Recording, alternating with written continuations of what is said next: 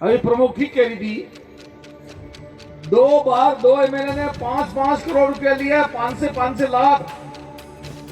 राज्यसभा के चुनाव में 5 से लाख रुपया लेता ने सरकार पड़ी जवा कर दी, तारे 5 से लाख लेता है। डी मलावी ने 10 करोड़ रुपया लेता है पहले डूंगरपुर वाले। ये कांग्रेस के दिग्गज नेता और पूर्व मंत्री महेंद्रजीत मालविया हैं। मालविया जी का पैसे लेने का आरोप जिन विधायकों पर है वो बीटीपी के हैं।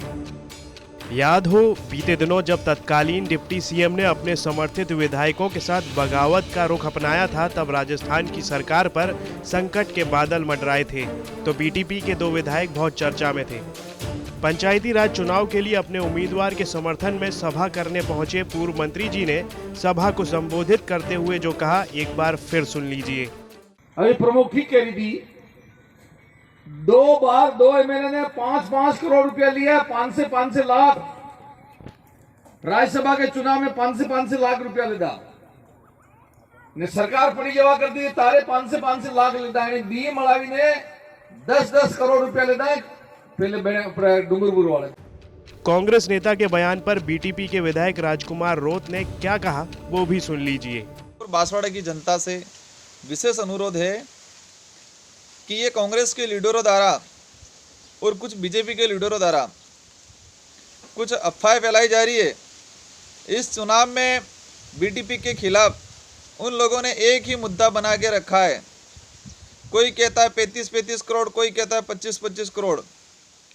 और हमारे डूंगरपुर बांसवाड़ा के जो कांग्रेस के वरिष्ठ लीडर जो हैं मालविया जी, उनका हम सम्मान करते हैं, लेकिन बागीदोरा में बीटीपी को रोकने के लिए उन्होंने भी यही पैतरा अपना लिया और उन्होंने भी कह दिया कि बीटीपी के विधायक 5-5 करोड़ में खरीदे गए।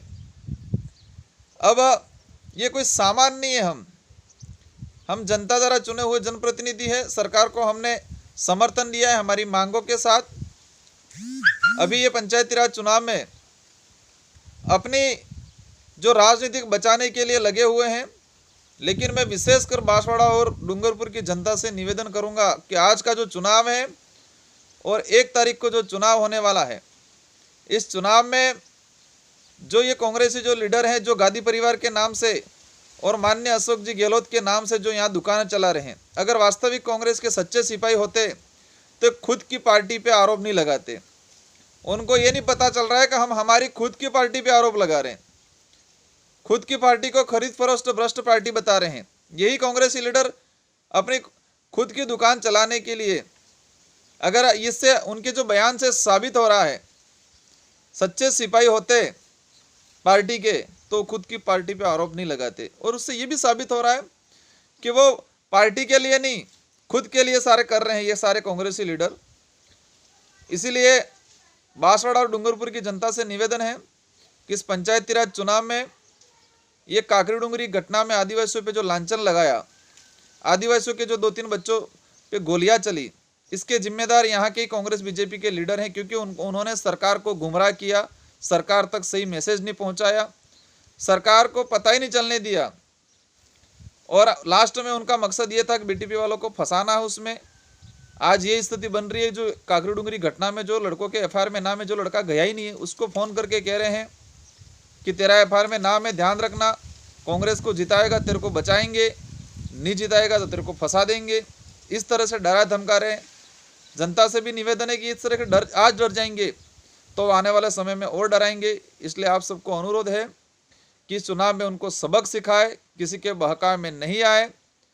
और ये जो गादी परिवार के नाम से, माननीय अशोक जी गहलोत के नाम से, कांग्रेस के नाम से जो दुकानें चला रहे थे, उनकी दुकानें अब हटने वाली है। अगर वो सच्चे कांग्रेसी होते, कांग्रेस के हितैषी होते, तो इस तरह की बातें नहीं करते, खुद की पार्टी पे आरोप नहीं लगाते। सबको जोहार। जय आदिवासी, जय बिल प्रदेश।